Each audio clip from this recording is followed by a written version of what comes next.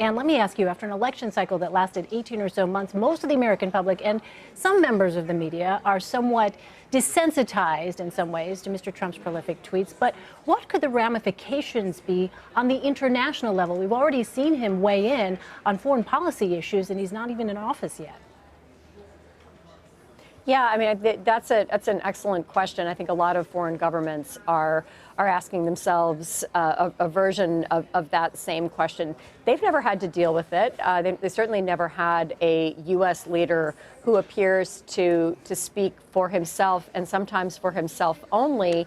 I mean, we'll see what happens when he has an entire government to run and a Republican Congress presumably behind him, at least most of the time, whether that the megaphone effect of those tweets changes. But as a candidate and now as president-elect, things that Trump says on Twitter that have international ramifications are being weighed and evaluated in an entirely new context by foreign governments, and they really don't know what to do with the information. Jamelle, Ann says, these tweets are being weighed and evaluated by world leaders. Those world leaders include Russian President Vladimir Putin. Senator John McCain is planning to hold a hearing about Russia later this week. It comes as we get new reports about rising tensions within the Republican ranks about how the government should handle the Kremlin's role in interfering with the election with these hacks. Let me ask you, Jamelle, the president-elect has said we should move on from this issue. How will all of this play out, you think, in the next few weeks?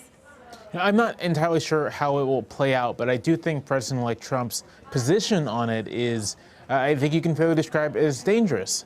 There is credible evidence, both from American intelligence agencies and outside observers, that the Russian government or people involved with the Russian government influenced or hacked into the election.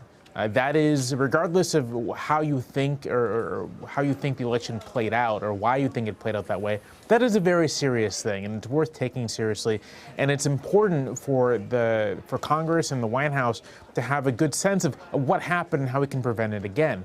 The fact that Trump is so dismissive of this, I think, does not bode well. I think, in fact, it may sort of encourage further attempts of this kind of thing from other outside actors, given how the Trump and his team is reacting and dismissing what happened. I should also add into all of this that the relationship here between President-elect Trump and Putin and hacking and all of this is not just these documents, it's not just what happened in the election.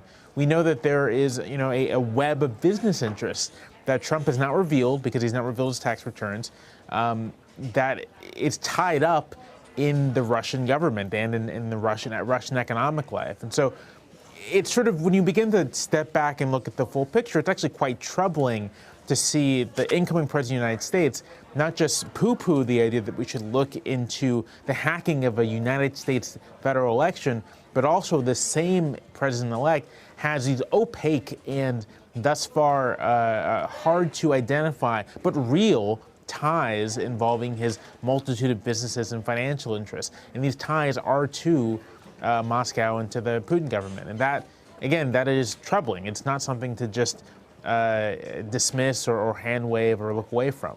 John, what is your thought on this, the relationship with Russia, how it might change, and also the president-elect's dismissal, essentially, of the consensus opinion in the intelligence community that Russia was behind these hacks?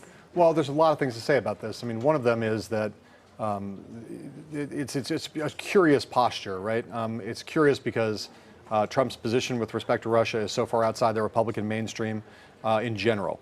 It's curious because if you were normally upholding the institutional prerogatives of the office, you would probably say something like, my election was totally legitimate. This didn't have anything to do with why I won, and yet this is obviously a very serious thing, and I want to be briefed on it. But I have great respect for the U.S. intelligence agencies, et cetera, et cetera. If for no other reason, not only that it's important for the integrity of our elections and for the way in which we run our foreign policy, if you take this seriously, this act of cyber aggression as being akin to an act of war, not only that, but just in a purely political sense, Donald Trump's going to become president of the United States on January 20th, and at that moment, most of the information that he has about how the world works is going to be filtered through intelligence agencies that he is now denigrating. A lot to keep an eye on.